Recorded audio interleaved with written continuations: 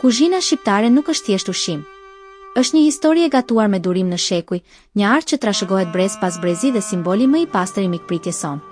Në këtë video do të zbulojmë 10 gatimet tona tradicionale që mbajnë gjallë identitetin ton. Do të mësojmë historinë e tyre të fshehur, përbërësit që i bëjnë unike dhe vendet ku mund t'i shijoni në versionin e tyre më origjinal. Bëhuni gati dhe merrni një pecet me vete, sepse ky udhëtim do t'ju hapë oreksin. Le të fillojmë me renditjen tonë. E nisim renditjen tonë në vendin e 10 me një gatim që është përkufizimi i kuzhinës së vjetër fshatare, harapashi.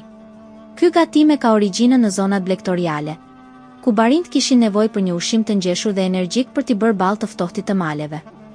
Emri harapash mendohet se vjen nga një ndërthurje e vjetër gjuhësore, por në thelb përfaqëson lidhjen e fortë të shqiptarit me tokën dhe misrin. Ishte gatimi që bashkonte familjen rreth oxhakut në netët e gjata të dimrit.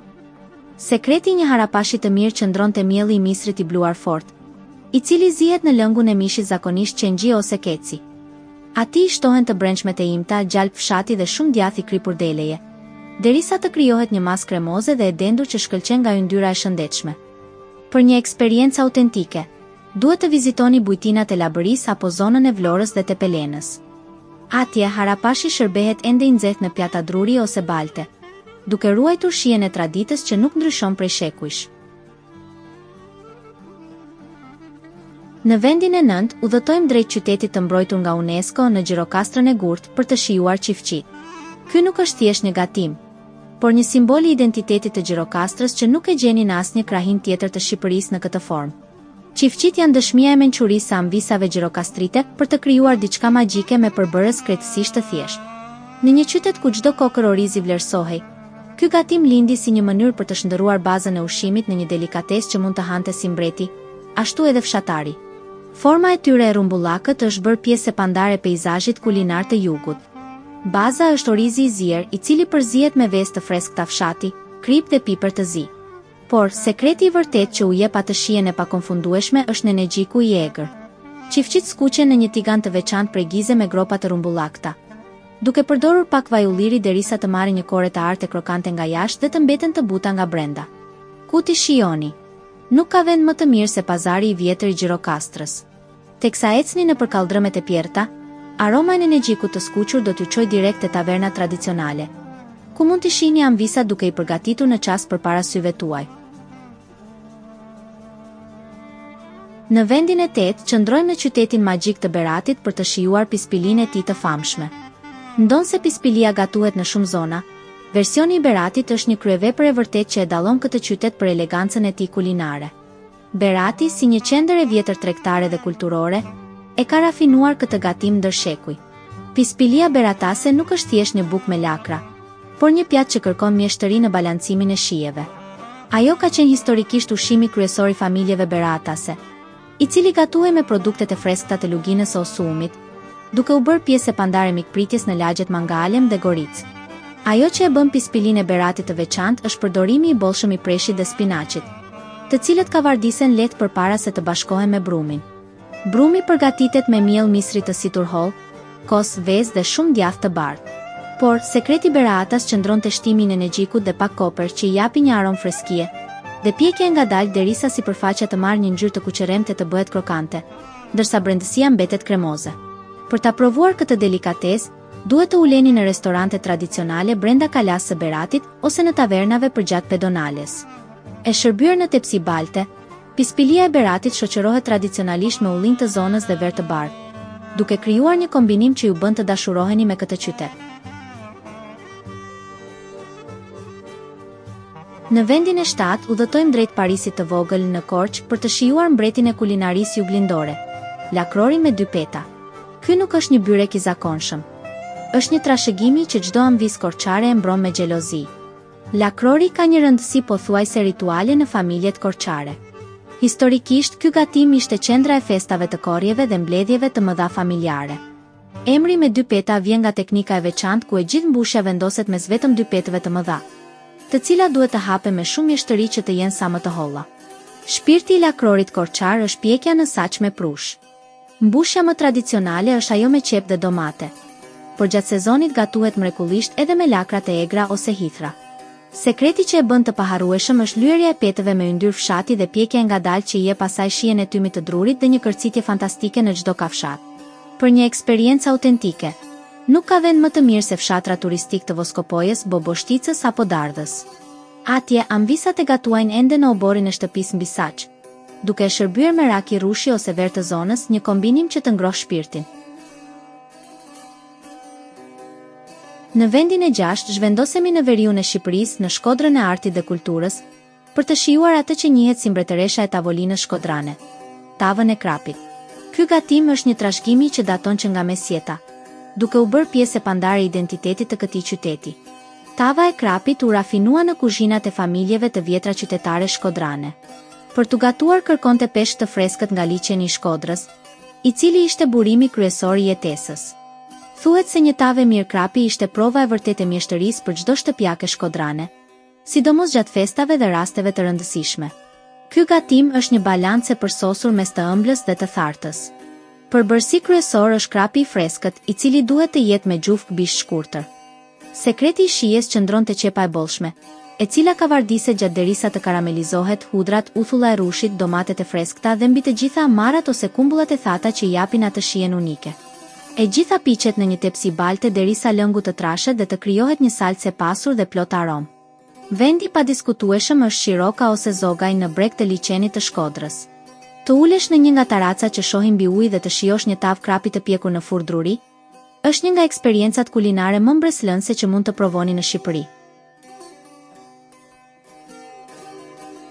Në vendin e 5 ngjitemi në lartësitë e Alpeve shqiptare dhe udhëtojmë drejt veriut për të shijuar Flinë. Ky është gatimi që kërkon më shumë kohë dhe durim në të gjithë kulinarin ton. Një proces që shpesh gjatë deri në 4 apo 5 orë. Flia ka rrënjë të thella ilire dhe simbolizon diellin. Nëse e vështroni me kujdes mënyrën se si renditen petët, ato krijojnë formën e rrezeve. Historikisht, ky ka qenë një gatim festiv që bëhej në natyrë, ku gratë mblidheshin rreth zjarrit, duke biseduar e kënduar teksa pishnin shtresat një nga një. Është simboli i bashkimit dhe mikpritjes malësore. Megjithse kërkon shumë kohë, përbërësit janë krejtësisht elementar. Miell, ujë dhe krip për brumin, ndërsa lyerja bëhet me maza qumshti, gjalp dhe kos. Magjia ndodh te pjekja me saç. Secila shtresë piqet veçmas duke vendosur saçin e nxehtë me prush sipër, derisa të krijohen dhjetëra shtresa të holla e të shijshme që shkrin në gojë. Për ta provuar Flinë ashtu siç e kërkon tradita, duhet të shkoni në Kukës, Tropoj apo në Malsinë e Madhe. Nuk ka shije më të mirë se sa një flie e pjekur në oborin e një bujtine malore, e shërbyer me djathë deleje, mjalt bjeshke ose thjesht me një gotë dallë të freskët. Në vendin e 4 ndalemi te një gatim që mban erën e shtëpisë dhe traditës së thellë. Rosnicat me zog fshati. Ndonse gatuhen në disa krahina, ky gatim e ka zemrën në Mallakastër dhe në fshatrat e Beratit, ku mjeshtëria e përgatitjes së tyre është kthyer në art. Rosnicat janë simboli i kulinarisë mallakastriote. Historikisht, ky ka qenë gatimi i miqve të nderuar dhe i festave të mëdha familjare. Emri vjen nga mënyra se si përgatitet brumi, duke u spërkatur si vesa mbi miell. Në këtë zona, rosnicat nuk janë thjesht një vakt, por një dëshmi e bujarisë. Ku një mallakastriot të pret me rosnica dhe zog fshati, ai të ka hapur jo vetëm derën, por edhe shpirtin. Ky gatim kërkon një punë dore të jashtëzakonshme. Mielli fërkohet me vezë fshati derisa të krijohen thërime të vogla e të njëtrajtshme. Sekreti i zonës qëndron tek urdisja e fortë në gjalp, derisa rosnicat të marrin një ngjyrë të errët e të lëshojnë një aromë art të pjekur. Më pas, ato zihen në lëngun e zogut të fshatit, i cili është rritur i lirë në kodrat e Mallakastrës, duke krijuar një lëng të trashë plot shije. Për të provuar versionin më autentik, duhet të vizitoni agroturizmet në Ballsh apo në zonat rurale të Beratit. Të shërbyera në tepsi, me mishin e zogut të skuqur sipër që shkëputet lehtë nga kocka. Rosnica do t'ju bëjnë të kuptoni pse kjo zonë krenohet kaq shumë me kuzhinën e saj. Në vendin e 3 kemi krenarinë e Dibrës dhe një nga gatimet më unike të Ballkanit, jufka. Ky nuk është thjesht një lloj pasta apo makarone. Është një proces artizanal që kërkon bekimin e natyrës dhe mjeshtërinë e dorës së njeriut. Jufkat janë trashëgimia e bujtinave dibrane dhe një mënyrë geniale e konservimit të ushqimit. Tradicionalisht, ato përgatiten gjatë muajve të nxehtë të verës, ku gratë mblidhen për të hapur petët e holla, të cilat më pas priten në shirita dhe lihen të thahen natyralisht në diellin e pastër të maleve. Kjo procedurë u jep atyre një shije dhe qëndrueshmëri që nuk e ka asnjë produkt tjetër industrial. Një jufkë vërtet bëhet vetëm me 3 përbërës. Mielli i cilësisë së lartë, qumështi i freskët dhe shumë vezë fshati. Por sekreti i pjatës finale qëndronte gjalpi i kullotave të larta të korabit dhe pula e fshatit. Jufkat ka urdisen lehtë me gjalp derisa të lëshojnë aromën e tyre karakteristike dhe më pas zihen në lëngun e pulës, duke u pjekur në furrë derisa të bëhen krejtësisht të shkrifta. Vendi ku jufkat shijojnë më mirë është padyshim Dibra, nga Peshkopia deri në Radomir në këmbët e malit të korabit. Shija e gjalpit të freskët dhe pulës së rritur në natyrë, e ndërthurur me teksturën unike të jufkave, e bën këtë pjatë një eksperiencë që nuk duhet ta humbisni në asnjë mënyrë. Në vendin e dytë kemi mbretëreshën e verës dhe simbolin e kryeqytetit, Fergesën. Ky është gatimi që nuk mungon kurrë në tavolinat tona, qoftë si meze apo si pjatë kryesore, duke përfaqësuar shijen më autentike të Shqipërisë së Mesme. Fergesa është një gatim me origjinë të pastër qytetare, veçanërisht e lidhur me Tiranën dhe Elbasanin. Historikisht ajo përgatitej në verë, kur perimet ishin në kulmin e shijes së tyre, për të shërbyer nxehtë në mes të sofrës ku të gjithë mund të ngjyenin bukën e shtëpisë. Është një gatim që tregon se si kultura jone vlerëson bashkëndarjen e ushqimit nga e njëjta enë. Ka 2 versione kryesore, fergesa me speca dhe fergesa me mëlçi. Sekreti i një fergese legjendare qëndron te cilësia e gjizës dhe e djathit, të cilat duhet të jenë të kripura e plot yndyrë. Ato ka urdise me speca të skuqur, domate, hudra dhe piper të kuq, duke u pjekur më pas në një embalte derisa yndyra të dalë sipër dhe gjiza të karamelizohet.